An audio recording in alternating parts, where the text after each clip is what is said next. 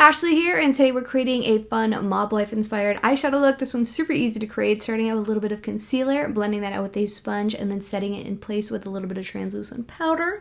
And then with the Makeup by Mario Ethereal Eyes palette, I'm dipping into the shade EE7 with a Sigma E25 Max Blending Brush, applying that into the outer corner and crease. I'm kind of maintaining a sideways V shape in the outer corner, blending everything out for a super soft blended look. Just adding a little bit of color basically with this shade. So sweeping it onto the lid a little bit and then bringing that all the way in to the crease in the inner corner like this. And then blending all those edges upwards and outwards.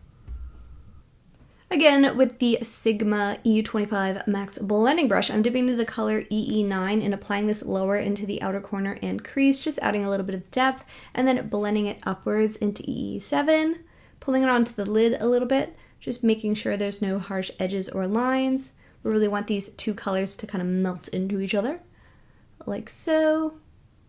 One more time with that same brush, I'm dipping into the shade EE1 and applying that to the inner corner, blending out all the edges.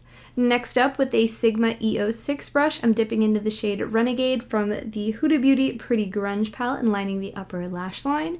I'm keeping it thinner towards the inner corner and gradually making the line thicker towards the outer corner. In that inner corner area, I'm keeping this about the thickness of the brush bristles, like so, and then just gradually like making my way towards the outer corner and doing little swiping motions, like feathering it outwards, and then I can go back in and pack on more color as I go. But here I'm just kind of perfecting the line and just connecting everything together. Here I'm kind of cleaning up that middle area, using what's on the brush, and then dip back in with more color as you want to make it more saturated.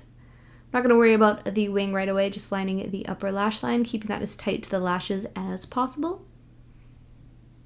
To draw on the wing, I'm following the upward slope of the lower lash line as if that were to keep going upwards, and then swooping it inwards to connect with our line on the upper lash line, and then filling in that little triangle and sharpening it up. Here I'm just kind of filling that in, and then perfecting the point by pulling it upwards. And then I'm lining the lower lash line about 2/3 of the way in, making it a little bit thicker towards that outer corner, connecting it with the wing. Maybe I'm bringing it about halfway, like so, making it thinner and then blending it out a little bit with my finger, and then touching it up if I brushed away too much. Next, I'm lining my waterline with the Huda Beauty liner.